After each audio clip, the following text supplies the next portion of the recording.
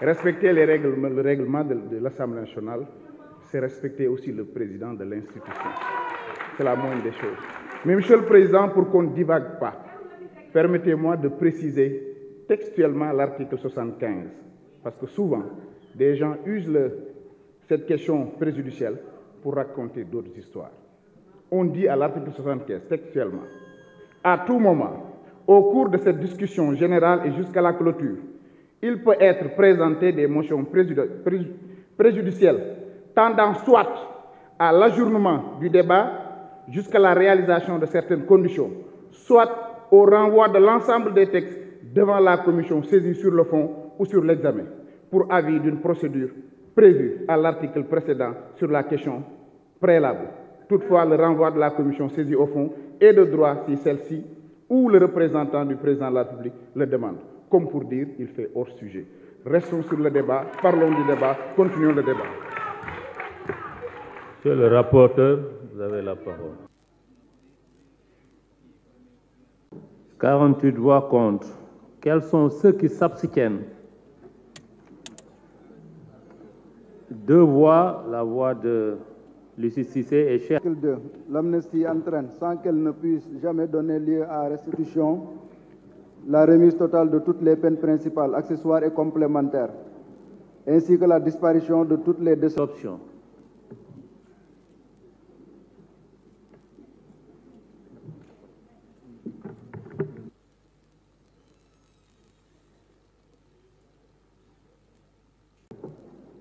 C'est bon. 95 voix. Quels sont ceux qui sont contre son adoption?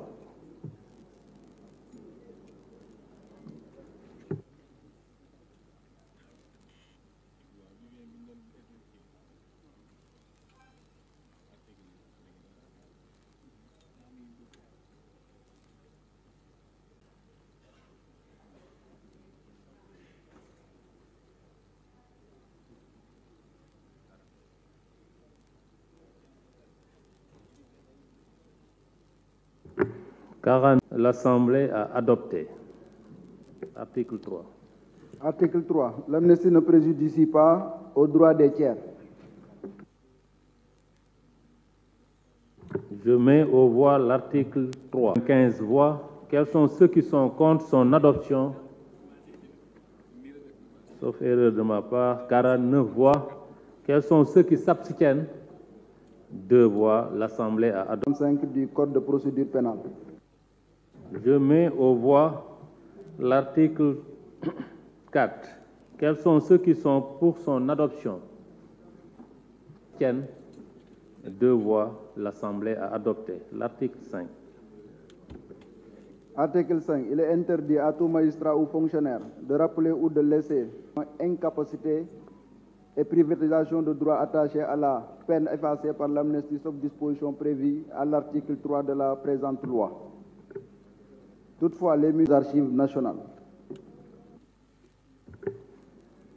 Je mets aux voix l'article 5. Quels sont ceux qui sont pour son adoption?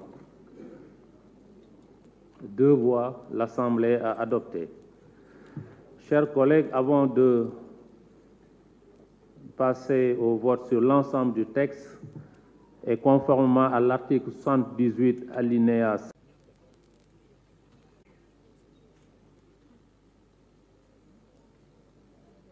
jaajëfal bu baax sama collègue député yi nga xamante ne dañ fi teew mu bokk ci bépp parti wala bépp coalition ci suba ba léegi ñu toog doon jàmbar li nga xam mooy loi d'amnistie ma njëkkoon a jël kaddu def demande explication tam wate ko monsieur le président Assemblée nationale madame la ministre garde des Sceaux loi bi dafa nekk loi boo xam ni loi de paix la parti tënkuma coalition tënkuma réew mi ma tënk ku réew mi tënk nag da ngay doxal doxalin boo xamante doxalinu réew mi la moo tax ma jël décision pour wote loi bi te ku ne xam na ne wax di wedd sama bopp lépp lu ma jël damay jël samay engagement ak samay responsabilité peuple Sénégal yéen ñi nga xamante ne yéen ay askan wi député de candidat de peuple ñëw na wote loi amnistie pour intérêt réew mi man du sama intérêt bopp mais intérêt askan bi la bu ma neexoon def ñi ne ñi def mais bokkuma ak kenn parce que nag loi bi wote naa ko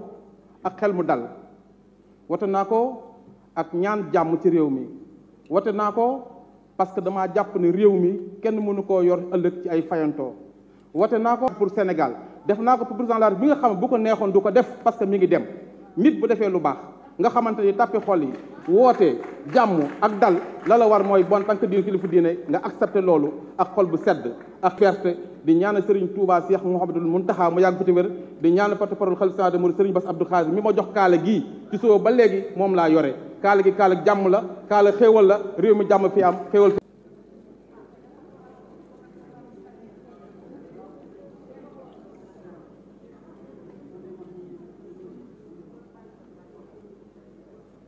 Cher Seck, le suivant.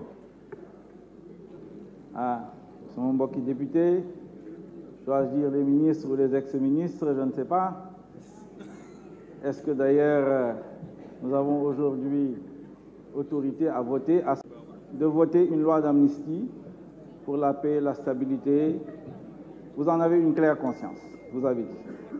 Permettez-moi, moi aussi, d'en avoir une claire conscience. C'est trop tard. Je dis même c'est souvent trop tard. Vous auriez dû laisser les députés prendre le temps d'étudier cette question et discuter avec ces Sénégalais, avoir leur opinion, parce que c'est important. Mais non, il faut faire ça de manière urgente. Moi, d'urgence, parce que j'estime que c'est injuste vis-à-vis des députés. Ce n'est pas respecter les députés. Il n'y a rien d'urgent, on aurait dû être dans le deuxième tour aujourd'hui de la présidentielle. Vous nous dites de manière urgente, vous nous sommez. Au nom de quoi? Nous avons besoin de temps pour regarder cette affaire-là, parce que ce n'est pas facile. Loi d'amnistie, évidemment, mais il faut dire le pistolet de manière urgente, en 5 jours, j'ai besoin de paix et de stabilité pour industrialiser le Sénégal et l'Afrique de l'Ouest, et je sais le faire. Par conséquent, Ken Doumawa n'est paix et stabilité. Voilà ce que je voulais dire. Ken Banoul loi d'amnistie. Ken Banoul Djubo. Mais dafa am yoon. Mais ngeen bëgg ñu tënk ne yéen amu leen yërmande mënu leen balaate etc. en procédure d'urgence tegu leen ko fenn su nekk loolu ngeen bëggoon da ngeen ko fi bàyyi loi bi ñu continuer di ko.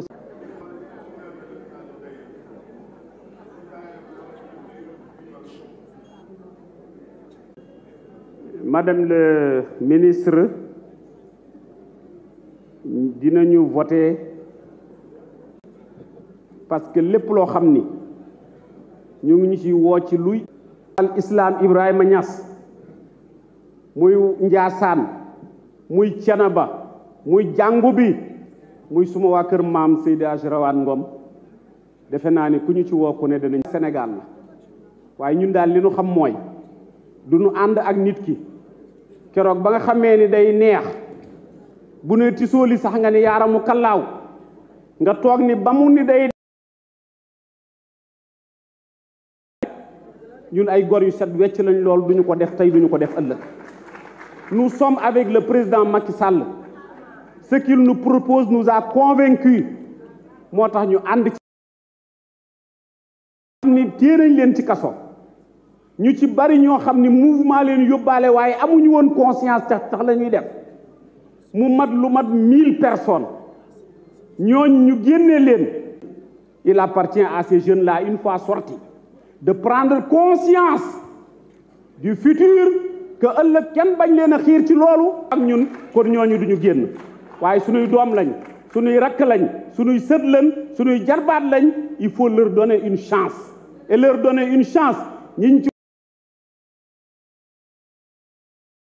ko kuñ ci mën a jox liggéey ñu jox leen liggéey loolu moo am solo waaye bëgg leen a bàyyi ci kaso bi loolu amul solo. Également ces leaders politiques yi nga xam ni soxla am nañuy doom ami soxna am yeneen n'a pas de prix bis bu ay ñëwee ci yow wala nga dem ci réew yi nga xam ne amul jàmm da nga xam ñàkk jàmm lu muy tekki kon madame le ministre li nga wax fii convaincre ñu képp koo xam ijaaba wala fer nga tuuti ijji convaincre nga ko l'explication yi leer na lépp loo war question bu ñu la posé leer na waaye ki bëggul comprendre nag bëggut a comprendre l'essentiel c'est pour que le président Macky Sall sortira de ce pays la tête haute loolu moo am solo ci ñun leneen amul solo ci ñun nu ko nit interprété yaa xam waaye li xewér ci wóor daal vous aurez une équipe du projet également le démontrera allahumma salli ala sayyidina Muhammadin wa sallam. Merci, chers collègues. La parole est à notre collègue Abdou Mbow.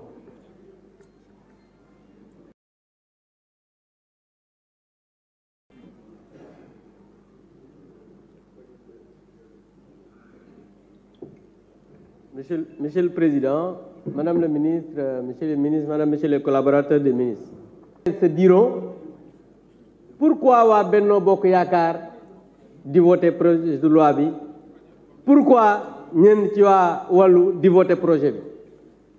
Monsieur le Président, dafay suuxat réew, dafay boole ay doomu réew, ñu xool ne lii c'est pour l'intérêt de la nation.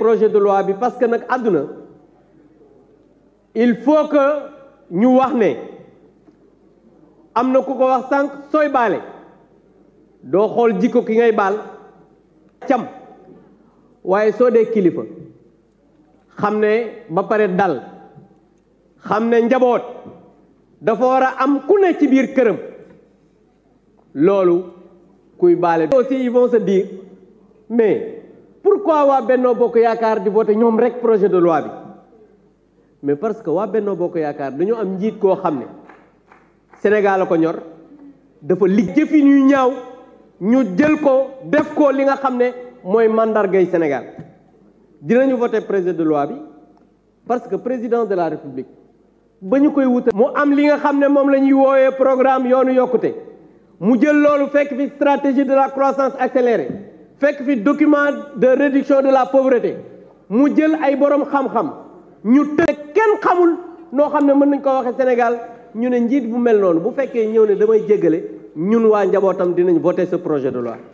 beneen bi monsieur madame le ministre mooy ba ñuy dem aussi ngeen di wutal président de la République majorité des fois ñu naan pourquoi député Macky Sall yi lu ñu indi rek ñu voter ko. député Macky Sall xam nga mooy lan personne n'est tombé du ciel pour être député. mu demee tey nga xam ne am na lu xew lu bees tàq waa léegi nag comme sénégalais yi xam nañ ne am na lu bees comme xanaa sénégalais yi xam nañ ne am na loo xam ne feeñ na ñun. léegi nag ñi nga xam ne ñoom bëgg nañoo takkal ñeneen sénégalais yi dinañu juger xam ne le président Macky Sall c'est un grand. Le président Macky Sall est un républicain, mais le président Macky Sall est un démocrate. léegi nag sénégalais yéen xam ngeen ne ñun dinañ voté dara ñoru leen lu dul élection dara ñoru leen lu dul seen candidat am na ñoo xam ne sax ay candidat lañ élection présidentielle ñëwuñu commission liggéeyatuñu taxaw nañ fi sax nekkuñu fi amuñu jot waaye ñëw taxaw fii naan duma voté projet de loi parce que procédure d'urgence yow loo ci xam liggéey si woo liiroo demoo commission ba pare naan duma voté boo voté wul lu suñu yoon lu. Merci, chers collègues. Je mets aux voix l'ensemble du texte. Quels sont ceux qui sont pour son adoption? Monsieur les ministres et leurs collaborateurs, chers collègues, Monsieur le ministre, j'avais deux observations de forme. La première observation, c'est par rapport à une question qu'on avait posée en commission, par rapport à la saisine du président de la République pour l'urgence de ce projet de loi. La réponse qui a été donnée, effectivement, c'est la réponse du gouvernement, où on est entièrement d'accord, que dès que, par rapport à l'article 73, que dès que l'Assemblée est saisie, effectivement, il n'y a pas de forme, il faudra en urgence. Mais la réponse de l'Assemblée nationale, c'est là où ça pose problème, Monsieur le Président. On a eu à évoquer, effectivement, le gouvernement a le droit de nous saisir. La réponse du gouvernement est claire, mais la réponse de l'Assemblée nationale pose problème. La réponse, c'est aujourd'hui. Il n'est pas dit que dès qu'on est saisi en urgence, qu'on doit être qu'on ne doit pas être conforme au règlement intérieur de l'Assemblée nationale. C'est ça qui pose problème. Le problème, on est saisi en urgence, l'Assemblée nationale a son fonctionnement normal. Son fonctionnement normal, c'est de respecter les textes de l'Assemblée. Mais la saisine de l'Assemblée nationale par rapport à nos réactions n'est pas conforme au règlement intérieur de la Chambre. La preuve, on vient de recevoir le rapport. On vient de recevoir. Je pense qu'il doit y avoir 48 heures au moins pour permettre de bien travailler. On nous saisit le matin, la dernière fois, à 11 heures pour la conférence des présidents et l'après-midi pour la commission technique. S'il y a des députés qui sont à Kédougou, à Linguère et partout, comment peuvent-ils participer à une réunion qui est convoquée? Donc, je pense que par rapport à la saisine de l'Assemblée, c'est là où on doit travailler. Non, j'ai dit à 2 reprises, ce que j'ai à dire, c'est le fonctionnement de l'Assemblée. Normalement, le rapport, quand on reçoit le rapport, il y a un délai pour examiner le rapport. On vient de recevoir le texte, c'est en tenante, ça ne nous permet pas. Et ça, c'est porte-à-faux par rapport au règlement intérieur. Donc, c'est ça la preuve. La deuxième, c'est à la page 8. À la page 8, deuxième paragraphe. La réponse par rapport à la motivation de la loi. Il est bien dit qu'à ce titre, il a invité à nos commissaires c'est un esprit de pardon. Un collègue, Aïb Dafé, a dit en commission, si on veut travailler par rapport au futur, parce qu'on a dit que ce projet de loi, c'est pour travailler dans le futur. Dans le futur, il a été voté un projet de loi qui fait restriction. C'est là où il faut travailler. La réponse a été claire. Il y a eu un projet de loi qui a été voté et qui fait restriction aux droits des manifestations. Ce qui fait qu'à travers ce projet de loi, toutes les manifestations qu'on a eu à interpeller des gens, c'est ce qui fait que c'est ça qui crée actuellement cette loi d'amnistie. Si on doit travailler dans le futur, c'est permettre à la loi qui donne la liberté de manifester, la liberté de réunion, c'est ce qu'il faut modifier. Sinon, demain, Salou John va manifester, il va être dans les mêmes conditions. Si on doit travailler dans le futur, la réponse est de modifier ce texte de loi qui restreint les libertés. Je vous en prie. Merci. Merci, chers collègues. Madame le ministre de la Justice, garde des Sceaux, Monsieur le ministre chargé de la bonne gouvernance, chers collègues, Monsieur le rapporteur, j'avais quelques observations de forme. À la page 3, si vous vous reportez au paragraphe,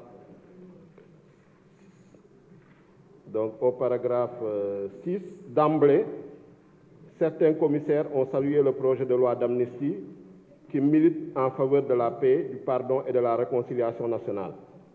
Point. Ils ont à cet égard indiqué que l'amnistie a toujours été une modalité de régulation sociale et politique que les États ont recouru, auquel les États ont recouru, ou à laquelle les États ont recouru, à un moment donné de leur trajectoire historique. Donc ça, c'est la première observation de forme. Pour la deuxième observation de forme, elle est à la page 6, premier paragraphe.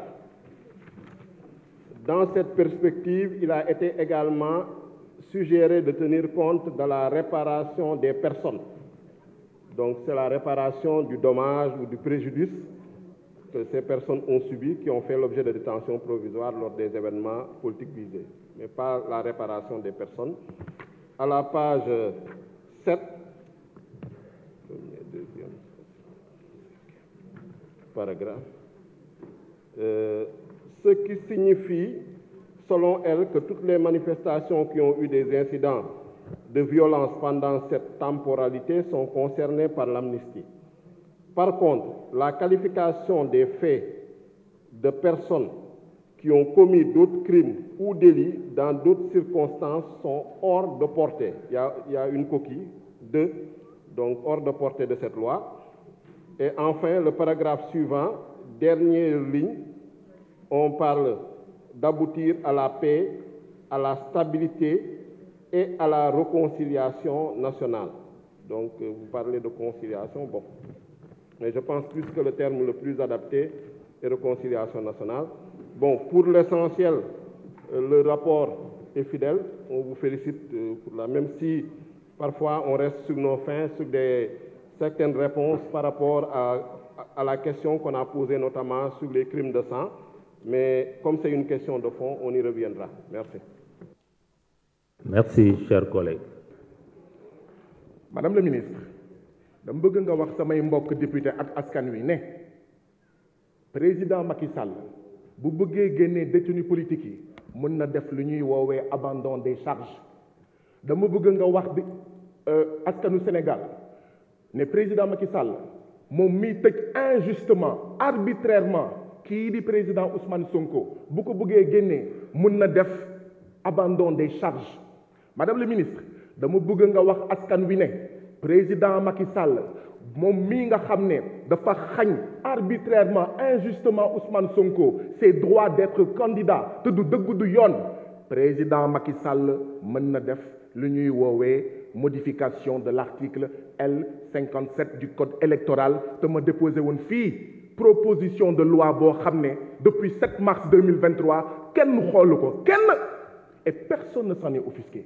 Personne ou presque ne s'en est offusqué.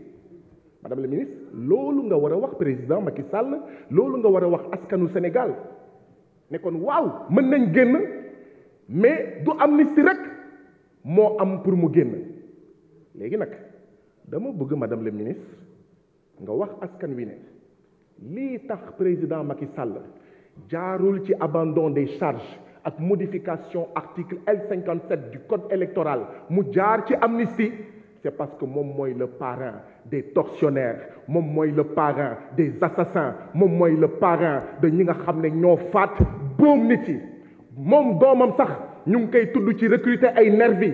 En réalité loi bii du pour Ousmane Sonko du pour Pastef du pour askan wi du pour détenus politiques yi en réalité c'est pour le président Macky Sall ay mbokkam ay xaritam ak góor ak jigéen ñi nga xam ne moom la doon jëfandikoo pour torturer askanu Sénégal pour rey askanu Sénégal. C'est ça la vérité parce que waru leen wax askanu Sénégal bi ne pour dab li mu bëgg a amnistie rek moo fi nekk am na leneen bu jaarul feneen jaar ci amnistie boppam la bëgg a amnistier boppam la bëgg a protéger doomam bi doon recruter nervi mbokkam yi doon recruter ay nervi di jënd ay ngànnaay 45 milliards d'armes ñoom ngeen bëgg en réalité mbubboo ginnaaw Ousmane Sonko mbubboo ginnaaw Pastef mbubboo ginnaaw détenu politique yi te abandon des charges mën na leen génnee. Il suffit juste nga wax ak le parquet nga wax ak procureur ñu abandonner des charges surtout que ce sont des charges fallacieuses charges yoo xam ne dara du ci dëgg. C'est ça la vérité. Dama bëgg nag nga wax ki nga xam ne mooy président Macky Sall nga xamal ko ne man mii Guy Marius Sagna du ma voté loi bi nga xam ne li ko tax a jóg mooy ku dee yaa perte. Ousmane Sonko waxul ku dee yaa perte Pastef waxul ku dee yaa perte man du ma wax ku dee yaa perte du ñu nangu bokk Sénégal boo xam ne Macky Sall ak ses comploteurs dañuy naan ku dee yaa perte. Justice pour ceux qui ont été assassinés justice pour ñi ngeen boom ñi ngeen faat justice pour ñi nga xam ne yéen a leen torturé justice pour ñi nga xam ne yéen a leen gaañ ñenn ñi ils sont handicapés à vie mënuluñu seen bopp dara toog sax mënuluñu ko seen bopp. fii laa fi wax ne depuis au moins 2014 vous êtes en train de donner des permis d'assassiner. En réalité cette loi-là c'est un permis de continuer à assassiner les Sénégalais. Ce n'est pas de l'amnistie, c'est de l'amnésie et on ne l'acceptera pas. Et donc, Madame la ministre, loi d'amnistie du ci sama tur. Madame la ministre, loi d'amnistie, loi d'amnésie, loi d'impunité, not in my name. Madame la ministre, loi d'amnistie, loi d'amnésie, loi d'impunité, pas en mon nom. Madame le ministre, lii askan wi wax mooy élection par la force loolu la askan wi wax lii askan wi wax mooy élection avant le 2 avril 2024 lii askan wi wax mooy 2 avril 2024 terminus Macky day dem mu neex ko day dem mu naqari ko dafay dégager lii askan wi wax mooy victoire des patriotes dès le premier tour. lii askan wi wax mooy libérer les détenus politiques, libérer Ousmane Sonko, libérer le candidat Bassirou Diomaye Faye. Justice, justice pour les blessés, les assassinés et les torturés. Merci, cher collègue. La parole est à notre collègue Modou Baragaï, suivi de... li tax ma ñaan motion préjudicielle ni ma ko article 75 bu Assemblée nationale mayee moo di ne Monsieur le Président, man dama déposé le 19 février 2024 benn proposition de mise sur pied d'une commission d'enquête parlementaire pour xool saytu winu budget Assemblée nationale diggante octobre 2022 ak octobre 2023 ndaxte man mii nga xam ne maa bokk ci commissaire aux comptes Assemblée nationale ci diir boobu musuñu woote réunion musuñu rendre compte musuñu def rapport musuñu def dara te xamuñu 20 21 22 23 milliards yooyu fan la jaar. léegi ci ginnaaw boobu président Macky Sall indi projet de loi lan moo tax ñun bu ñu déposé ci sa table yow président de l'Assemblée nationale doo ko xool te bii mooy ñaareelu yoon première fois bi mooy samay mbokk député PDS ñu indi fi commission d'enquête parlementaire fekk fi sama 10 commission d'enquête parlementaire yi ma déposé entre octobre 2023 ak décembre 2023 yow président Assemblée nationale ak sa bureau ak sa conférence des présidents ak sa majorité parlementaire ngeen pousse 10 commissions d'enquête parlementaire yooyu xool ba su waa PDS bii mooy deuxième fois nga koy def nga teg ko fan. Monsieur le président de l'Assemblée nationale nga teg ko fan ndax dafa am ñaari député ndax dafa am député am ndey ak député amul ndey lan moo tax fii ci Assemblée nationale ñun bu ñu déposé doo ko xool te bu ñeneen déposé nga xool ko loolu du yoon ndaxte règlement intérieur bu Assemblée nationale da ko dàq loolu moo tax ma ne comme du ko xool nag kon c'est difficile ñu ne ñu tey ngeen ñëw nañu ñun jàmm la ñu bëgg ñun jàmm la ñu bëgg c'est pas vrai. L'autre nom de la paix c'est la justice, l'autre nom de la paix c'est le respect des lois et règlements. Donc mënuma gëm majorité parlementaire bii bu waxee jàmm moo ko fi indi te muy fouler aux pieds les droits de chaque député, de tous les députés, de tous les citoyens sénégalais. moo tax ma jàpp ne balaay proposition bii balaay projet de loi bii di jàll da ngeen waroon wax dara ci sama proposition de mise sur pied de commission d'enquête parlementaire. balaay projet de loi bii déposé naa le 7 mars 2023 une proposition de loi pour la modification des articles L29, L30 et L57 du code électoral. principe la ñuy doxee c'est pas parce que da ngeen di wër fu nekk di fen naan projet de loi bii pour Sonko la pour Pastef la pour détenus politiques yi te dara du ci dëgg moo tax ngeen foog ne du ma ñëw fii pour wax leen ne da ngeen war a respecter samay droits de député da ngeen war a respecter samay droits de député. Monsieur le Président de l'Assemblée nationale, ce n'est pas normal. Tout à l'heure, vous avez fait une précision à mon collègue Sanu John. J'attends une précision de votre part. Pourquoi systématiquement, quand on dépose des propositions de loi, quand on dépose des propositions de commission d'enquête parlementaire, vous les foulez aux pieds, vous ne les regardez pas. Et quand mes collègues du PDS déposent, vous les regardez. Quand le président amène, vous regardez. Ngeen teg ko fan bu ñu buggee jàmm dañuy respecter les lois. Oui, nañu génnee Ousmane Sonko, waaye nañ ko génnee par l'abandon des charges et pas une amnistie qui protège le fils du président. Oui, nañu génnee tous les détenus politiques parce qu'ils n'ont rien fait, mais pas une amnistie qui protège le président, son fils, ses hommes et ses femmes demain. Abandonnez les charges parce que ce sont des charges fausses, fallacieuses. Monsieur le Président, j'attends de votre part, comme vous l'avez fait tout à l'heure, de manière si courtoise, de manière normale, à mon collègue Sanu John, j'attends que vous me disiez pourquoi systématiquement vous le faites. Et quand vous le faites, ça ne trahit qu'une seule chose. En réalité, c'est ce qui vous arrange que vous regardez. Lu leen arrangé wul du ngeen ko xool. Ce qui montre encore une fois que ce projet d'amnistie n'est pas en faveur du peuple, n'est pas en faveur de PASTEF, n'est pas en faveur des détenus politiques, n'est pas en faveur de nos martyrs, n'est pas en faveur de Ousmane Sonko, n'est pas en faveur de notre candidat Bassirou Diomaye Faye, mais c'est en faveur de votre camp, de votre président, qui est le parrain des tortionnaires, qui est le parrain des assassins, qui est le parrain de ceux qui ont blessé les gens, qui ont assassiné les gens. C'est ça la vérité. J'attends votre mise au point, Monsieur le Président. Ce n'est pas normal. Il ne saurait y avoir 2 députés, 2 citoyens. Merci, chers collègues. Comme le stipule l'article 75, ne peuvent intervenir le président, le rapporteur et le représentant du président de la République.